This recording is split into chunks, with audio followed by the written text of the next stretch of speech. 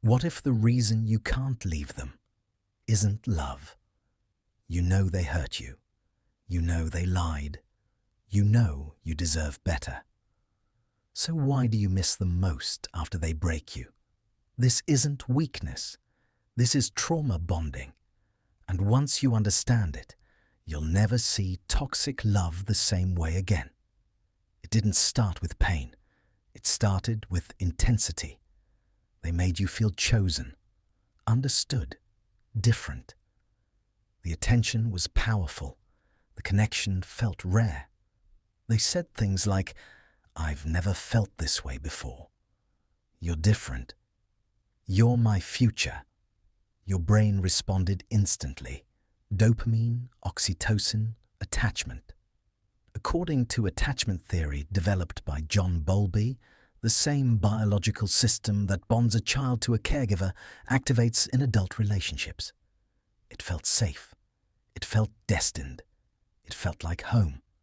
And that's why it worked. Then the pattern changed. Affection became inconsistent. Texts slowed down.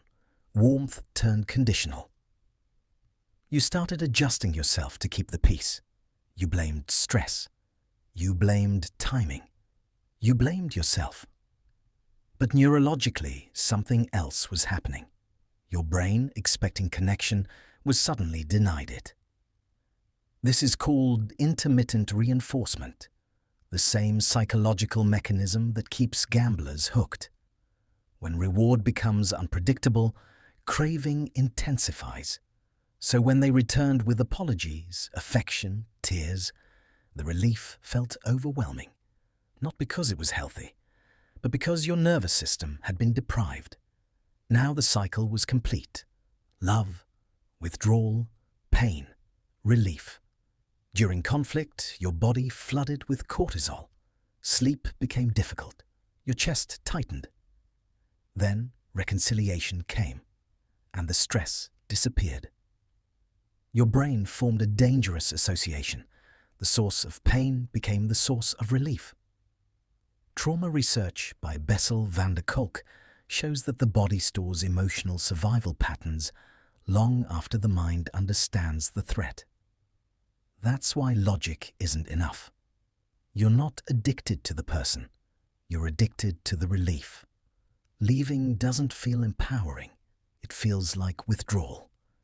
Anxiety rises. Memories replay. Your brain highlights the good moments and edits out the cruelty. Because the bond wasn't built on stability. It was built on survival. If love once felt unpredictable, chaos feels familiar. Peace feels unfamiliar. Healthy love can feel boring, not because it is, but because your nervous system isn't calibrated to calm. It's calibrated to intensity. Breaking a trauma bond isn't about willpower. It's about regulation. No contact isn't dramatic. It's neurological detox. Blocking them isn't weakness. It's interrupting a chemical loop. The first weeks feel unbearable, not because you made the wrong choice, but because your body is recalibrating. Slowly, silence stops feeling threatening. Calm stops feeling empty. And one day, you realize you don't miss them. You miss who you were before the chaos. If you see yourself in this story, you're not crazy. You're not weak. You were conditioned. And conditioning can be undone. Love should feel safe, not like survival. When you choose peace over intensity, the addiction begins to fade. Some bonds aren't meant to be kept. Some are meant to be broken so you can finally breathe.